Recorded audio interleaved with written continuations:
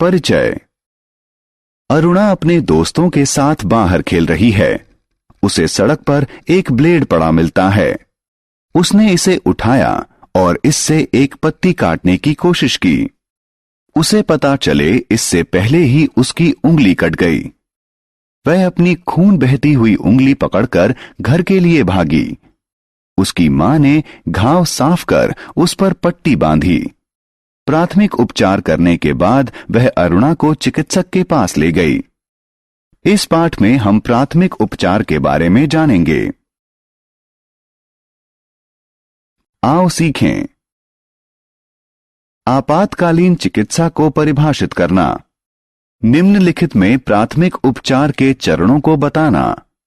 जलने में, चोट लगने में, नाक से खून बहने में, सांप और बिच्छू के दंश में, कीड़ों के दंश में, जानवर के काटने में, हड्डी टूटने में, मोच आने में।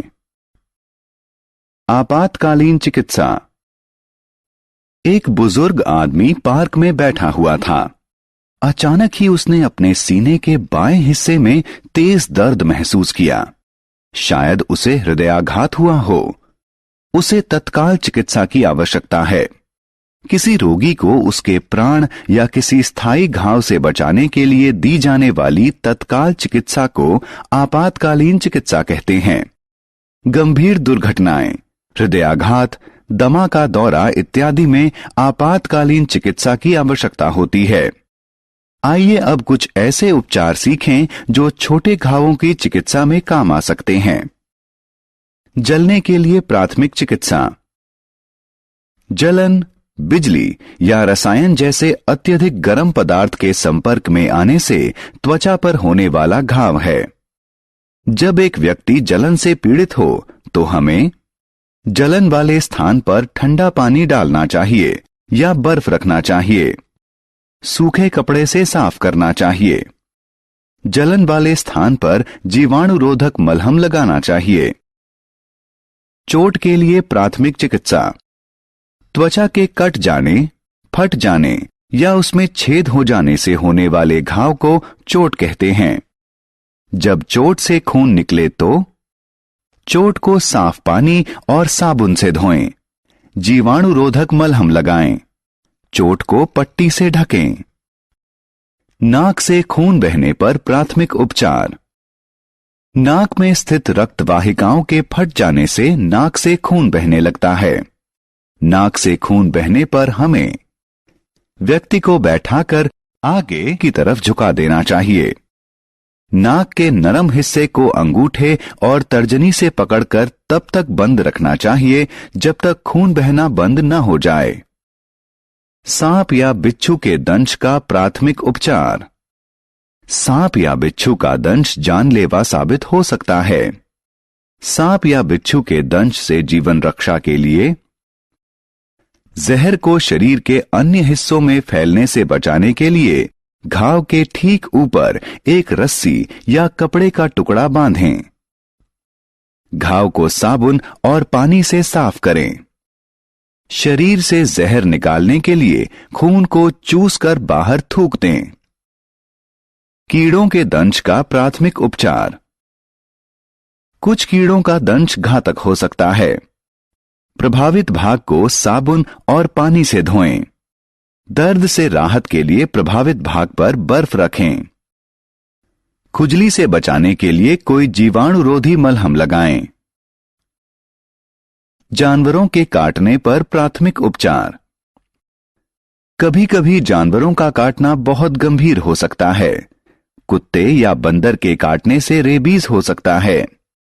किसी जानवर के काटने के बाद हमें साफ कपड़े से जानवर की लार को साफ करना चाहिए। घाव को साबुन और पानी से अच्छी तरह साफ करना चाहिए। घाव पर जीवाणुरोधक मलहम लगाना चाहिए। चिकित्सक की सहायता लेनी चाहिए। हड्डी टूटने पर प्राथमिक उपचार। किसी हड्डी के टूटने को अस्थि भंजन कहते हैं। जब कोई व्यक्ति अस्थि भंजन से पीड़ित हो तो हमें सूजन और दर्द कम करने के लिए हड्डी टूटने वाले स्थान पर बर्फ लगाना चाहिए। रोगी को स्थिर रखें और घाव वाले स्थान को खमाची का सहारा देना चाहिए। चिकित्सक से तत्काल संपर्क करना चाहिए। मोच के लिए प्राथमिक चिकित्सा।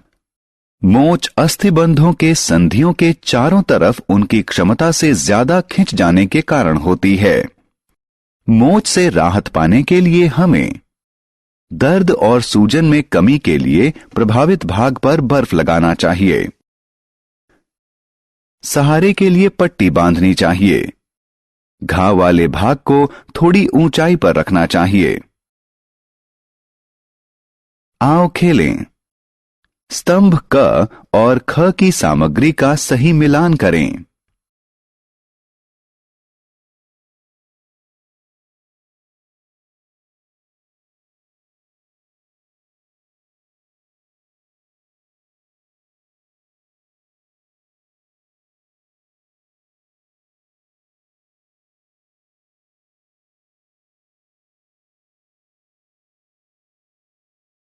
हमने क्या चर्चा की? किसी रोगी को उसके प्राण या किसी स्थायी घाव से बचाने के लिए दी जाने वाली तत्काल चिकित्सा को आपातकालीन चिकित्सा कहते हैं। बिजली या रसायन जैसे अत्यधिक गर्म पदार्थ के संपर्क में आने से त्वचा पर होने वाला घाव जलन कहलाता है। त्वचा के कट जाने, फट जाने या उसमें छेद हो जाने वाले घाव को चोट कहते हैं। नाक से खून तब बहता है जब नाक में स्थित रक्त वाहिकाएं फट जाएं। कीड़ों के दंश से गंभीर एलर्जी अभिक्रिया हो सकती है। अस्थिभंजन अस्थियों में होता है। अस्थिबंधों और रक्त वाहिकाओं के खिंचाव को मोच कहते हैं।